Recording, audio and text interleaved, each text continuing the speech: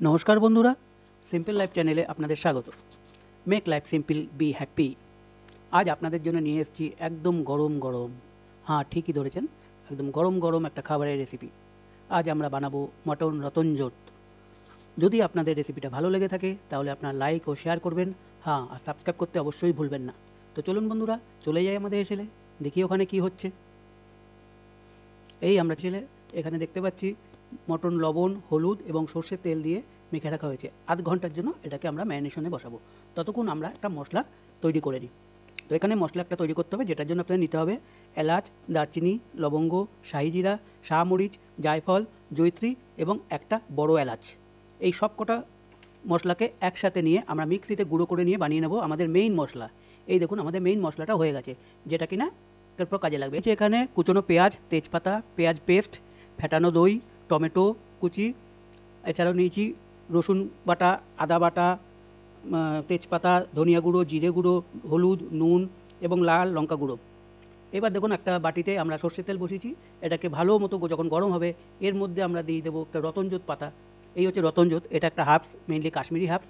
এটা কোনো বড় মশলার দোকানে পাবেন অথবা অনলাইন থেকে আনাতে পারেন, আমি এটাকে অনলাইন থেকে আনিয়েছি।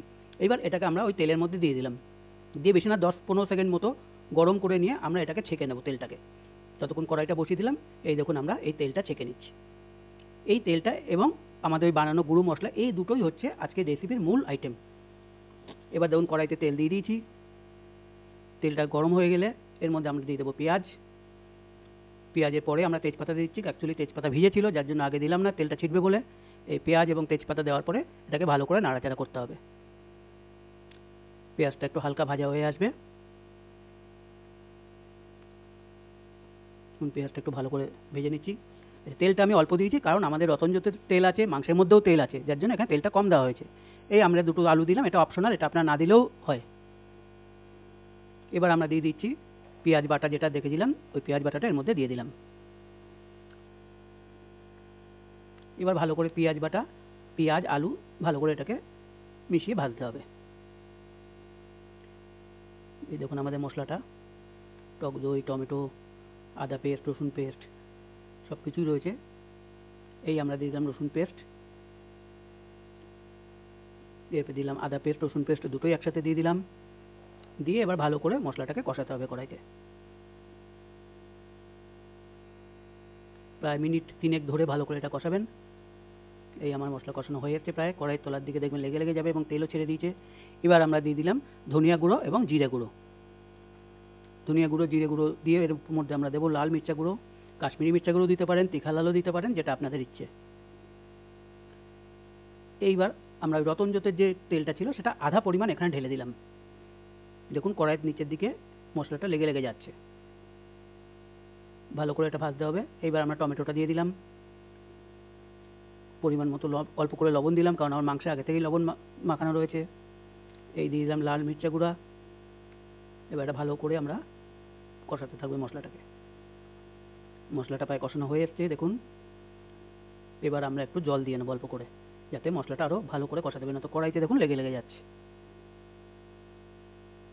আমাদের মশলা কষানোটা প্রায় হয়ে এসছে, এই দেখুন সুন্দর একটা মশলা কষানো গন্ধ বেরিয়েছে, আপনারাও পাবেন গন্ধ। এই দেখুন তেলও ছেড়ে দিয়েছে মশলা থেকে। এবার আমরা এর মধ্যে ম্যারিনেট করা মাংসটা দিয়ে দিলাম। এবার ভালো করে মাংসের সাথে মশলাটাকে একদম উল্টে পাল্টে মাখতে হবে। দেখুন মাংসের কোনো অংশ ছাড়া যাবে না, কোনায় কোনায় মশলাটা যেন চলে যায়। এই আমাদের দেখুন কষাতে কষাতে মাংসটা কষাতে কষাতে প্রায়, এখনই দেখে মনে হচ্ছে একটা তুলে খেয়ে নিই, কিন্তু না, খাওয়া যাবে না, মাংস এখনও সেদ্ধ হয়নি। এবার আমরা ঢাকা দিয়ে বসিলাম। এই রান্নাটা হবে পুরোটাই হালকা আছে। এই দেখুন আধা ঘন্টা বাদে ঢাকনা তুলে দেখলাম মাংসের এই অবস্থা, এখনও মাংস সেদ্ধ হয়নি। টোটাল রান্নাটা হবে একদম স্লো কুকে। এবার আমরা দইটা দিয়ে দিলাম, দই দিয়ে দইটাকে ভালো করে মেশালাম। রেড মিট যত স্লো কুকো করবেন তত টেস্টি হবে এবং সেটা শরীরের পক্ষে খাওয়াও ভালো হবে সেটা। এইবার আমরা দিয়ে দিলাম আমাদের সেই বাটা মশলাটা, মিক্স মশলাগুলো, এটা আমরা অর্ধেকটা মতো দিয়ে দিলাম। পুরোটা এখনই দেবো না, এখন অর্ধেকটা দিলাম। ওদিকে রতনজোত তেল ওটাও অর্ধেক আছে, এটাও অর্ধেক থাকবে। ভালো করে এটাকে মাংসটাকে উপর নিচে কষিয়ে দেখুন, এবার ঢেকে দিলাম। আরও আধা ঘন্টা বাদে ঢাকা তুললাম। দেখুন মাংস প্রায় শেষের দিকে। এবার একটু জল দিয়ে দিলাম, কারণ মাংসটাকে আরও সেদ্ধ করতে হবে। এদিকে কড়াইতে জল কমে গেছে। এবার জলটা দিয়ে আর একবার ঢেকে দেবো আমি। এবার দেখুন মাংস থেকেও একটু জল ছেড়েছে, আমার জলটা হয়েছে। এবার বাকি যে গুঁড়ো মশলা সেটা আমি ঢেলে দিলাম। ঢেলে দিয়ে এইভাবে কিছুক্ষণ ফুটতে দিলাম। টোটাল রান্নাটা হতে আমার লেগেছিল প্রায় 2 ঘন্টা, যেটা কি আমি এখানে 8 মিনিটের মধ্যে কমপ্লিট করে দিচ্ছি। এইবার দেখুন আমি এখানে রতনজোত তেলটা ঢেলে দিলাম। মাংসটা প্রায় শেষের দিকে। এই দেখুন আমার হয়ে গেছে। উপরে দেখুন কেমন লাল লাল তেলটা ভেসে রয়েছে। এই অবস্থায় ভালো করে মিশিয়ে আমি প্রায় 10 মিনিট মতো ঢেকে রাখবো, যাতে মাংসটা তেলটা একটু ভালো করে মেশে এবং সুন্দর কালার আসে।